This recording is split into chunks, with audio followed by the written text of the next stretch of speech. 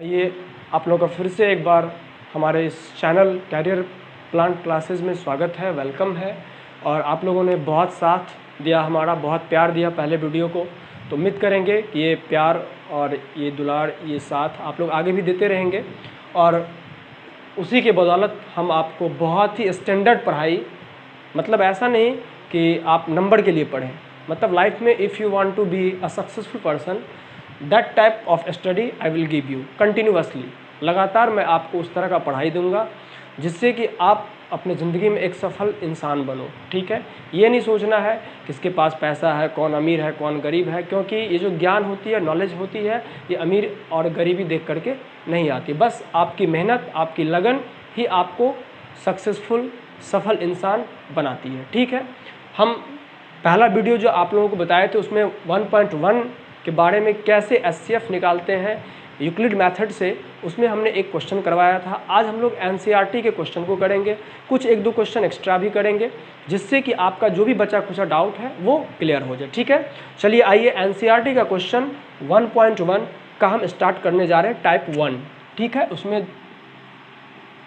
Type 1 question और type 2 question. 1.1 में दो टाइप के क्वेश्चन है, तो पहले टाइप 1 की बात करते हैं जिसमें एचसीएफ निकालना है। ठीक है, तो 1.1 का पहला क्वेश्चन है आपका, देख लीजिए, 135 और 225। क्वेश्चन कह रहा है प्रत्येक संख्याओं का एचसीएफ ज्ञात करने के यूक्लिड विभाजन एल्गोरिथम का प्रयोग कीजिए। ठीक है, तो ये क्वेश्चन है 135 एंड 225। देखिए आप सभी लोग आराम से देखेंगे, हम क्या बताए थे कि लिखना नहीं है इसमें, मान लेना है कि जो बड़ा होगा उसको ए मानेंगे और जो छोटा होगा उसको बी मानेंगे, बाकी चीज़ें खुद ब खुद आएगी। ये माइंड में रखना है, A is equal to B Q plus R होता है। ठीक है, तब आपको पता चल रहा हो कि 225 बड़ा है, तो ये 225 आपका क्या हो जाएगा, ए हो जाएगा, और बी की जगह आप क्या रखेंगे, बच गया 135 उसको। अब देखेंगे कितना बार में लग सकता है, तो 1 टाइम में, तो 135 गुना 1 कितना हो गया, 135। इसको घटा लेंगे, इसमें जो घट के बचेगा वही तो हमारा शेषफल होता है, रिमाइंडर होता है, तो आर की जगह लिख देंगे। तो 225 में 135 घटाएंगे, 5 में से 5 चला गया 0, यहाँ बच गया 2, तो 12 में से 3 चला गया 9, और 1 कैंसिल, यानी आपका 90 हो गया। कितना हो गया, 90। अब यहाँ पे बच गया, इसमें हम क्या बोले थे आपको कि जो बी होगा वही आपका ए बन जाएगा। अगले स्टेप में आप लिखते हैं ए इक्वल टू बी। देखिए बी हमारा उंगली किस पे जा रहा है, 135 पे, बी क्यू आर, तो बी यहाँ लिखेंगे, आर क्या है 90, और आर हमारा बन जाता है बी। ठीक है, तो 90 ले लिया। अब बस वही कहानी, कितना बार में लगेगा, तो 1 बार में। ठीक है, अब घटाएंगे तो आपका घट के आ जाता है 45, और लिखते जाएंगे चूँकि आर इजिकल टू नॉट 0, चूँकि आर इजिकल टू नॉट 0, ये स्टेप मिस नहीं करेंगे। ठीक है, इसमें देखेंगे फिर बी कौन सा है, 90, यहाँ ले लेंगे, और यहाँ पे आ जाएगा फिर आर 45 है, कितना बार में लग जाएगा, 2 बार में। कितना आएगा, 90, 90 में से 90 गया 0। बस ये ध्यान रखना है, लिखेंगे चूँकि आर इजिकल टू 0, इसीलिए एचसीएफ इजिकल टू क्या हो जाएगा, हम बताए हैं बी ही आपका एचसीएफ होगा उस स्टेप का जिस स्टेप में रिमाइंडर 0 आ जाएगा। तो ये 45 हमारा क्या हो जाएगा, बी, और ये आपका हो जाएगा आंसर। ठीक है, समझ में आ रहा होगा। फटाक स्क्रीनशॉट लेते जाए ताकि मैं जल्दी आप लोग का क्वेश्चन खत्म कर दूँ। ठीक है, चलिए अब हम लोग चलते हैं दूसरे क्वेश्चन की तरफ। दूसरा क्वेश्चन क्या कह रहा है, क्वेश्चन 2, 196 और 38 220, 196 और 38 220। ठीक है, अब हम देखेंगे, आपको बताए थे, क्या बताए थे कि 196 और ये, तो आपको हम बताए थे कि बड़ा वाला क्या हो जाएगा, ए, तो लिख लेना है, इजकल टू, ये छोटा वाला क्या हो जाएगा, बी, कितना बार में लगेगा। ठीक है ना। अब देखिए ये भी बड़ा बेसिक चीज़ है, और थोड़ा गौर कीजिएगा, हम कैसे पहुँचेंगे। ऐसे हम जाएंगे बच्चे की तरह डिवाइड करेंगे, गुना करते जाएंगे, मतलब हमको 5-7 मिनट लग जाएगा इसके आसपास पहुँचने में। हम कैसे मन में पहुँचते हैं इसके आसपास, वो हम आपको बताते हैं। जैसे देखिए ये 38,220 है, यानी ये 38,220 है। हम मान लेते हैं ये 38,000 है। कितना है ये? 38,000। और ये 196 इसको मान लेते हैं 200 है। कितना है? 200 है। तो अब आप देख रहे हैं 200 को आप किससे गुना कीजिएगा कि 38,000 हो जाएगा? तो 190 से। कैसे? तो 19 दूनी कितना हो जाएगा? 38 और 3 जीरो चिपका दीजिए इस पर, आप इसके आसपास पहुंच जा रहे हैं। कितना? 190 बार में। हम देख रहे हैं 196 में 190 से गुना करते हैं तो होता कितना है? आपका 0 0 0 आ गया। 9 से गुना करेंगे कितना आ गया? 9 छाके 54, 5 9 9 81, 5 86, 8 9 1 9 8 72। फिर 1 से देंगे इसमें 6 1 9 9। अब देखते हैं कहाँ तक पहुँचते हैं। 0 4 6 6 12। हाथ में कितना बच गया आपका? हाथ में 1 बच गया। 9 2 11 1 12। हाथ में कितना बच गया? 7 1 8 1 9। यानी आप देख रहे हैं कि 92,240 आ रहा है। ठीक है ना? कितना आ रहा है? 92,240। लेकिन आपको उतना जाना नहीं है। जाना कितना पास है? 38,000 के पास है। तो आप ऐसा करते हैं, इसको गुना करते हैं, 200 को गुना करते हैं अगर हम सिर्फ 19 से, तो 19 दूनी 38। देखिए 38,000 के आसपास आप पहुंच गए। नहीं पहुंच गए, सॉरी, ये तो 200 ही है ना, इधर 200 ही है। यानी देख रहे हैं कि हमको 190 के आसपास जाना पड़ेगा, है कि नहीं है? अब 190 के आसपास जाएंगे तो भाई देखेंगे कैसे क्या होगा, कहाँ से हम लाएंगे। तो आप गुना कीजिए 196 और अभी आप गुना किए थे 190 से ना, कितना आ गया था? 0 0 0 0 9 छक 54, 5 9 9 81, 5 86, 8 9 9 8 17। यही तो हुआ जी। 54 5 9 81 5 86 हुआ ना। 8 9 1 9 8 17। हमने 72 लिख दिया था इसलिए मिस्टेक हो गया था। 1 छके यहाँ पे हो जाएगा 6 1 9 9 1 कम 1। अब देखो करो 0 4 6 6 12। हाथ में कितना बच गया? 1 9 7 16 1 17। हाथ में कितना बच गया? 1 9 7 16 1 17। हाथ में कितना बचा? 1 1 1 2 1 3। देखो हम आसपास हैं। 37,240 38,200, थोड़ा कम बहुत है ना। हम इसको कंपेयर करेंगे, ले जाएंगे तो देखो कितना बार में लगाया तुम? 190। हम इससे आगे बढ़ते हैं और देखते हैं कि 190 से हमारा कम हो गया, बात नहीं बना। हम देखते हैं कि आगे बढ़ते हैं और आगे कितना बढ़ चुकी? यहाँ पे 0 है। कितना है? 0 है। तो हमारा इकाई अंक 0 होना चाहिए। तो जब हम 1 से आगे बढ़ते हैं, 0 से आगे बढ़ेंगे तो 6 में सिर्फ 5 से गुना करेंगे तो हमारा क्या आएगा? 6 5 30, यानी 0 आएगा। तो हम 196 को 195 से गुना करते हैं। कितना से? 95 से। 5 छाके 30, 3 5 9 45, 3 48, 4 5 का 5 4 9। ठीक है। 9 छाके 54, 5 9 9 81 5 86, 6 9 9 8 17। 1 छक्के 6 1 9 9 1। अब देखो 0 8 4 12। हाथ में 1 9 6 15 6 21 1 22। हाथ में 2 9 7 16 2 18 1 1 1 2 1 3। देखो डायरेक्ट हमारा लग जा रहा है 195 बार में। तो 196 गुना 195 और प्लस, चूँकि बराबर हो गया तो रिमाइंडर हमारा 0 आ गया। और यहाँ पे लिख देंगे चूँकि r बराबर 0 इसलिए HCF हमारा कितना हो जाएगा? 196, क्योंकि यही तो हमारा B है ना। और मेरी बात समझ में कैसे जाएंगे? देखो कैसे चले गए। 196 हम 200 मान एज्यूम करते हैं, 200 38,220 को 38,000। तो 200 को अगर हम 190 से गुना करते हैं तो 38,000 के पास हम पहुंच जा रहे, लेकिन हमारा एग्जैक्ट वैल्यू नहीं है। तो एक बार जब हम पहुंच गए तो 196 को 190 से हम गुना किए तो 37,000 समथिंग हमारा आया था। हम देख रहे हैं कुछ पीछे रह गए, तो कुछ पीछे रहने का मतलब है थोड़ा आगे जाना पड़ेगा, है कि नहीं है? तो चूंकि यहाँ पे 0 है और यहाँ पे 6 है, तो अगर हम 0 के बाद बढ़ते हैं इकाई अंक पे 1 लेंगे तो 1 छाके 6 नहीं है हमारा। 2 लेंगे 2 छाके 12 नहीं है हमारा। 3 लेंगे 3 छाक 18 नहीं आएगा। हम जब 5 लेंगे तो 5 छाके 30, यानी 0 हमारा मिल रहा है। तो एक बार 5 यानी 190 से आगे बढ़े तो 195, और 195 से मल्टीप्लाई करने के बाद चेक कर लेंगे, और चेक जब हम करते हैं तो डायरेक्ट हमारा आ जा रहा है, तो फिर हमें कोई दिक्कत नहीं है। ठीक है, चलो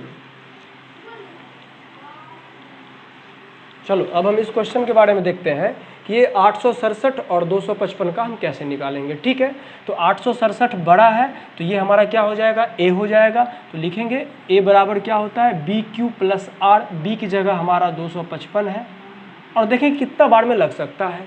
तो पहुंचने का तरीका आराम है, यहाँ पे 800 है, यहाँ पे 250 है कि नहीं है। तो 3 बार में अगर हम करेंगे तो आ जाएगा हमारा 4 बार में अगर करेंगे तो 250 को 4 से गुना करेंगे तो 1000। तो 4 बार में जाना नहीं है, 3 बार में लग सकता है। फिर भी चेक कर लेंगे, 3 पचे 15, 1 3 पचे 15, 1 16, 1 3 दूनी 6 1 7। देखो 765 आ गया, यानी हम इसके आसपास पहुंच रहे हैं। 3 प्लस कितना बचेगा, तो 867 में से क्या करेगा, 765 को माइनस कर दो, 7 में से 5 गया 2, 6 में से 6 गया 0, और 8 में से 7 गया 1, यानी 102 आपका क्या हो जाएगा, रिमाइंडर। लिखेंगे चूँकि r बराबर नहीं 0, फिर एक स्टेप। अब आपका जो b है 255 वो आपका क्या हो जाएगा, a हो जाएगा। ठीक है, और r b बन जाएगा। अब कितना बार में लगेगा, 2 ही बार में, क्योंकि 100 को 3 बार गुना करेंगे तो 300 हो जाएगा, इसलिए 2 बार में लगेंगे। और 2 बार में लगाएंगे तो 102 और को 2 से गुना करेंगे तो 204, और 255 में 204 अगर माइनस हो जाएगा आपका बच जाएगा 51। चूँकि r is equal to not 0, then 1 more step I have to follow. तो एक स्टेप और फॉलो करना होगा। तो ये 102 b है, ये आपका a बन गया, और ये r है ये b बनेगा। कितना बार में लगेगा देख लो, डायरेक्ट 2 बार में। तो प्लस 51 दूनी 102 इसके बराबर हो गया, तो रिमाइंडर 0 लिखेंगे, इसलिए r बराबर 0 लिखेंगे, इसीलिए HCF इजिकल टू हमारा क्या हो जाएगा, b, यानी 51 हमारा आंसर हो जाएगा। ठीक है, इस तरीके से हम ये तीनों क्वेश्चन टाइप 1 का इसमें बना लिए, कोई दिक्कत नहीं है। इसके बाद हम लोग और भी 1-2 क्वेश्चन देखते हैं टाइप 1 में, और सब ऐसे ही बनेगा। बस आप लोगों को सबका फैक्टर निकालना है और करना है, गुना करना है, भाग करना है। रफ कॉपी में करते रहिएगा, लेकिन कोशिश कीजिएगा कि पहले ऐसे करें ताकि कैलकुलेशन आपका सही और फास्ट होगा। ठीक है, सब लोग स्क्रीनशॉट ले लेंगे, और हाँ, सब्सक्राइब और शेयर करते रहे, ताकि अगर अभी आप हम लोगों से बात नहीं कर पा रहे हैं, डाउट नहीं पूछ पा रहे हैं, तो अगर हम आपके लिए लाइव क्लास लेकर के आएंगे तो आपको फ़ायदा मिलेगा कि आप कमेंट बॉक्स में कमेंट करके हमसे डायरेक्ट क्वेश्चन भी पूछ सकते हैं, और ये भी बोल सकते हैं कि कहाँ आपको समझ आ रही है, कहाँ क्या दिक्कत हो रही है, और कहाँ मुझे सुधार करनी है इसमें। ठीक है, चलिए, ये था हमारा टाइप 1 का क्वेश्चन, और हम ले लेते हैं टाइप 1 में। NCERT का तीनों क्वेश्चन हो गया टाइप 1 का। अब हम 1-2 क्वेश्चन लेते हैं और उसको बना लेते हैं। ऐसे करने के लिए तो ज़रूरत नहीं है। आप जैसे देखिए, क्वेश्चन है आपका एक 240 एंड 6552।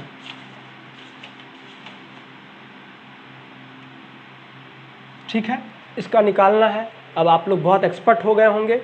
ए आपका क्या है, आप बोलेंगे 6552। आपका बी क्या है, 240, मल्टीप्लाई करना है।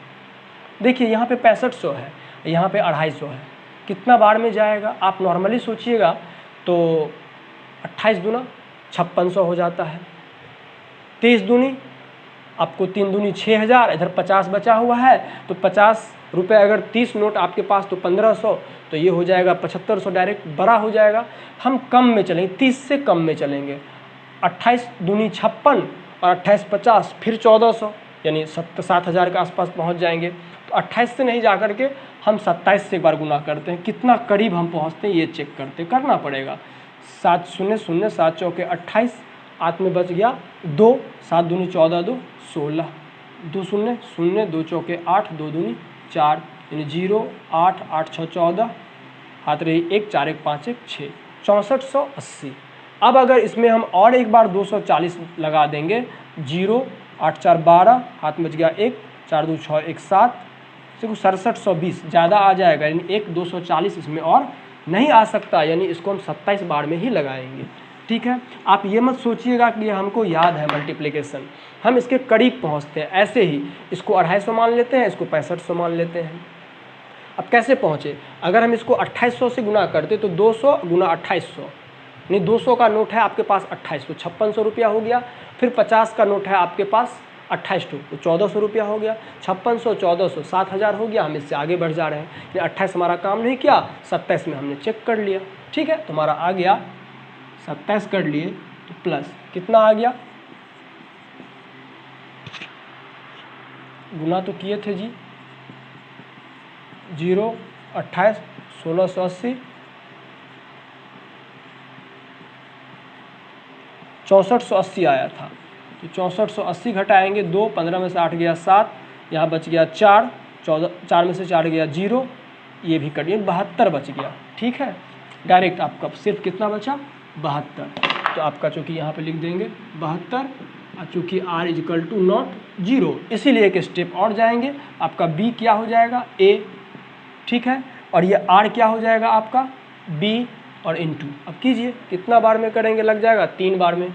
ठीक है, तो 72 दिया, 3 दूनी 6, 3 7 21, 216, 216 240 में घट जाएगा तो आपका आ जाएगा 24, चूँकि r बराबर नहीं 0। फिर यहाँ लिखेंगे कि आपका 72b क्या बन जाएगा a, और ये r क्या बन जाएगा b इंटू कितना बार मिले 24 दिया 72 बराबर हो गया, इसलिए रिमाइंडर 0 लिखेंगे, इसीलिए r बराबर 0। तो इसीलिए HCF = अब मैं याद दिला दूं कि HCF क्या होता है, आपका B जो होता है वही आपका HCF होता है, यानी 24। ये आपका आंसर हो गया। ठीक है, 24 आपका क्या हो गया, आंसर हो गया। तो इसी तरीके से आपको समझ में आ गया है कि अब कैसा भी क्वेश्चन रहे सिर्फ गुना भाग करना है, और टाइप 1 जो क्वेश्चन है NCERT का वो आपसे बन जाएगा। अब हम लोग बढ़ेंगे टाइप 2 की तरफ। ठीक है, चलिए अब टाइप 2 देखते हैं।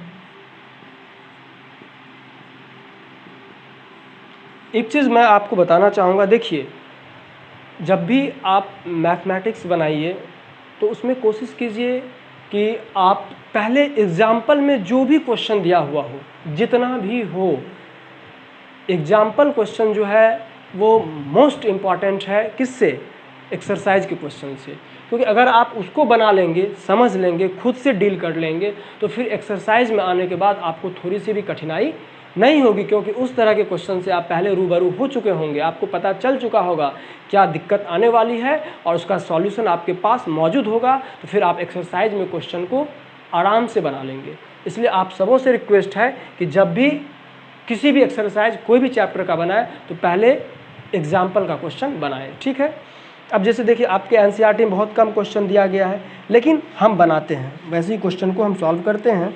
तो उससे पहले हम देखते हैं आप लोगों को एक क्वेश्चन, आपका ये एग्जाम्पल है NCERT का, page number 7, page number 7 example का क्वेश्चन है। क्वेश्चन क्या कह रहा है, देखिए दर्शाइए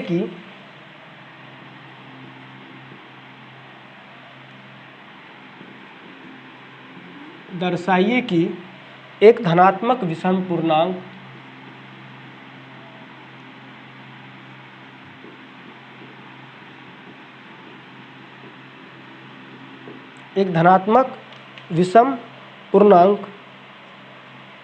(4q + 1) या 4q + 3 के रूप का होता है। देखिए ये क्वेश्चन बहुत ही इजी है, बस सोचना है, छोटी छोटी बातों को इसमें सोचना है। कह रहा है कि दर्शाइए कि एक धनात्मक विषम पूर्णांक 4q + 1 या 4q + 3 के रूप का होता है। ये क्वेश्चन 3 नंबर का आपके बोर्ड के एग्जाम में आने वाला है। ठीक है, बनाएंगे, छोड़ना क्यों है, क्योंकि हर कोई चाहता है कि हमें मैथ में 100 नंबर आए। आइए इस क्वेश्चन को टाइप 2 क्वेश्चन है, पेज नंबर 7 का ये एग्जाम्पल है, हम सॉल्व करते हैं। कैसे करेंगे पहले देखिए। सबसे पहले आपको मानना है कि ये तो पता है कि a = bq + r होता है। आपको यहाँ पे a पता ही नहीं है, तो मान लेते हैं कि a का मान अगर हम माना कि क्या लिखेंगे, पहला स्टेप, माना कि ए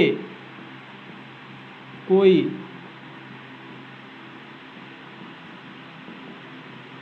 धनात्मक विषम पूर्णांक है। जो यहाँ पे दिया रहेगा धनात्मक विषम पूर्णांक, धनात्मक सम पूर्णांक या धनात्मक पूर्णांक, कुछ भी रहे तो हम डायरेक्ट उसको मान लेंगे, माना कि ए कोई धनात्मक विषम पूर्णांक है, दैट्स ऑल। ठीक है, जहां क्या लिखेंगे, जहां, अब देखिए मैं आपको बता रहा हूं, क्या बता रहा हूं, आप थोड़ा सा याद कीजिए। अभी बहुत सारा क्वेश्चन हुआ कि जैसे मान लीजिए कि 135 और इसमें 90 था, अब क्या लिखे थे, इसको ए मान लिया था, तो 35 बराबर 90 इंटू 1 प्लस 45, यही ना आया था। आप इसमें क्या देखे थे, ये जो वैल्यू होता है ये हमेशा इससे क्या होता है, कम होता है। कितना होता है, कम होता है। तो ये जो कम होगा तो यानी आप कह सकते हैं इसमें कि b लेस देन a या a ग्रेटर देन b, ये होता है। तो आपको यही रूल यहाँ पे भी फॉलो करना है।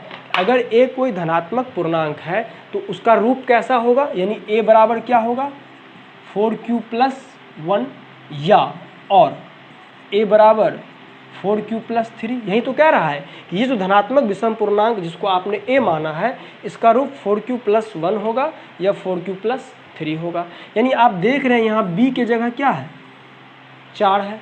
तो आप याद ही कर लीजिए इस चीज़ को, जिस भी फॉर्म में होगा q के साथ जो लगा होगा वही आपका b हो जाएगा, जहाँ b बराबर क्या हो जाएगा 4, b बराबर क्या हो जाएगा 4, तथा r जो है, r का जो वैल्यू है वो क्या होता है बताइए, b से छोटा और 0 से बड़ा या बराबर। कहेगा b से छोटा कैसे होता है, आप देखिए ना यहाँ पे, आप जब भी यहाँ लिखेंगे इससे ये हमेशा छोटा आएगा, नहीं आएगा। आप जितना भी क्वेश्चन बनाएंगे SCF मेथड, आप उसमें गौर कीजिएगा, ये जो b है ये हमेशा इससे बड़ा होगा, या आप कह सकते हैं ये जो r होगा हमेशा इससे क्या होगा, छोटा होगा। तो r इससे छोटा है, और ये तो पहले ही बता चुके हैं 0 के बराबर या बड़ा होता है। तो एक ये केस मेंशन करना है, याद कर लीजिए, ठीक है। इसीलिए r बराबर बताइए क्या क्या हो सकता है। अगर b का मान 4 है और हम लिख रहे हैं कि r 0 से बड़ा होगा या बराबर होगा, तो 0 भी हो सकता है, मे बी। फिर बोल सकते हैं r का वैल्यू 1 भी हो सकता है, 2 भी हो सकता है, 3 भी हो सकता है, लेकिन r का मान 4 नहीं होगा। इसलिए नहीं होगा बताइए, 4 से अगर हम 16 में डिवाइड करें तो 4 तिया 12 लिख सकते हैं, नहीं, हम लिख सकते हैं 4 चौके 16, ये कट जाएगा। अगर हम 4 तिया 12 लिखेंगे तो यहाँ पे तो 4 आ जाएगा, नहीं आ जाएगा, 4 आ जाएगा। ये हमारा गलत है डिवीजन, हमारा विभाजन का जो रूल है, हमारा जो भाग का नियम है, ये गलत है। तो b बराबर अगर 4 आएगा तो 4 से क्या है, छोटा है, और 0 से बड़ा है, तो क्या क्या आ जाता है 1 2 3, और हम कह रहे हैं कि 0 के बराबर भी हो सकता है, 0 1 2 3। बस यही केस फॉलो करेंगे, लेकिन उससे पहले हमको देखना होगा। अब आप ये बताइए कि यहाँ पे क्या है बाबू 4q, यहाँ पे क्या है 4q। तो एक बात है इसमें क्या कि ये 4 क्या है आपका सम संख्या, ये क्या है सम संख्या, 4 क्या है सम संख्या। और आप जानते होंगे कि सम संख्या में किसी भी चीज़ से गुना करे वो क्या आ जाएगा, सम संख्या ही आएगा, आएगा या नहीं आएगा। अगर हम 4 में q की जगह कुछ भी रख दे तो वो क्या होगा, सम संख्या ही होगा। तो कह सकते हैं 4q क्या है, हमारा सम संख्या है। जब 4q सम संख्या है तो सम संख्या में अगर हम सम संख्या को जोड़ते हैं तो सम ही आएगा। अरे बाबू जैसे 2 + 4 6, 2 + 2 4, 2 + 6 8, देख रहे हैं सम संख्या जोड़ रहे हैं, सम ही आ रहा है। लेकिन सम में अगर विषम जोड़ते हैं तो 5, 2 + 1 3, 2 + 5 7, 2 + 9 11। तो इससे एक और देखिए, छोटी छोटी बातें हैं, लेकिन आपको दिमाग में रखना है कि क्या क्या। पहला कि सम संख्या में किसी चीज़ से गुना करेंगे तो वो सम संख्या होगा, ठीक है ना। सम संख्या में किसी चीज़ से गुना करेंगे तो सम संख्या होगा, और सम संख्या में अगर सम संख्या जोड़ेंगे तो सम संख्या, विषम जोड़ेंगे तो विषम संख्या। जबकि विषम संख्या के साथ किया। मान लो अगर यहाँ पे रहता 3q, क्या रहता 3q, तो 3 में देखो अगर गुना करेंगे 4 से तो 12, अगर गुना करेंगे 7 से तो 21। यहाँ ले लो और एक एग्जाम्पल, अगर गुना करेंगे 5 से तो 15, करेंगे 8 से तो 24। क्या देख रहा है कि विषम संख्या में डिपेंड करता है q का वैल्यू पे। q अगर सम होगा तो रिजल्ट परिणाम सम आएगा, q अगर विषम होगा तो परिणाम विषम आएगा। आ रही मेरी बात समझ में, कि अगर विषम संख्या में सम संख्या से गुना करेंगे तो सम संख्या, और विषम संख्या में विषम संख्या से गुना करेंगे तो विषम संख्या। ठीक है, ये बातें होती है और इसको याद रखिए, छोटी बातें हैं लेकिन समझना होगा। अब देखिए जब 4q लिखेंगे, चूँकि यहाँ सब भाषा का यहाँ पे है, भाषा समझना होगा। यहाँ 4q क्या है, सम संख्या है, चूँकि यहाँ 4q क्या है, सम संख्या है,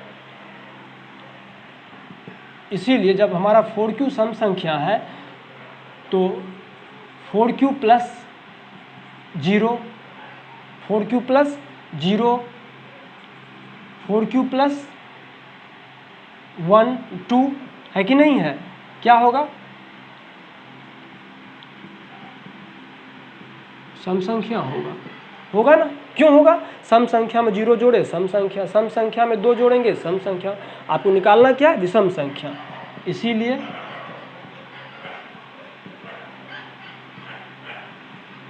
विषम संख्या का रूप क्या होगा बताओ, 4q प्लस 1 या 4q प्लस 3। आ रही मेरी बात समझ में कि नहीं आई, कि a का मान जो होगा वो 4q प्लस 1 होगा या 4q प्लस 3 होगा, क्योंकि विषम संख्या मांगा जा रहा है। फिर से ध्यान दो कि r बराबर क्या है, 0 1 2 3। ऊपर से अगर देख लो, पहला लाइन लिखोगे कुछ भी रहे, माना कि a कोई यहाँ जो रहेगा वही लिख देगा, धनात्मक विषम पूर्णांक है। जब a ये है तो b जो यहाँ पे चिपका रहेगा q के साथ वो आपका b हो जाएगा, और r इससे छोटा पूरा लिख देना, तो 0 1 2 3 0 से लेकर के। अब देखेंगे चूंकि 4q आपका क्या है, सम संख्या, बता दिया कैसे है, तो सम संख्या में 0 जोड़ेंगे तो ये भी सम संख्या में 2 जोड़ेंगे तो ये भी सम संख्या होगा। इसलिए विषम संख्या का रूप क्या क्या हो सकता है, तो 0 और 2 तो हट गया, यही दोनों बच सकता है, तो 4q प्लस 1 या 4q प्लस 3 का होगा। ठीक है, तो ऐसे ही बनाएंगे। अभी इसमें हम बहुत सारा क्वेश्चन करने वाले हैं एनसीईआरटी के क्वेश्चन के अलावा भी। ठीक है, तो आप लोग वीडियो को कंटिन्यू रखिएगा, बार बार देखिएगा, और सीरियल वाइज में आप एक भी वीडियो स्किप मत कीजिएगा, इस मतलब आगे मत बढ़िएगा। इससे क्या होगा, पीछे वाला वीडियो आपको समझ में नहीं आएगा और आगे वाला क्वेश्चन फिर आप समझ नहीं पाएंगे। तो उम्मीद करेंगे आप लोगों से कि आप लोग घर पे मेहनत करेंगे, अच्छे से देखेंगे, समझेंगे, और लास्ट में फिर आपसे एक हमारा रिक्वेस्ट होगा कि इसे आप सब्सक्राइब जरूर कर दीजिएगा, और ऐसे ही हम आपको अच्छे से अच्छे क्वेश्चन से मुलाकात करवाते रहेंगे। तब तक के लिए बाय बाय। नेक्स्ट वीडियो के लिए हमको और आप दोनों आदमी को वेट रहेगा। Thank you.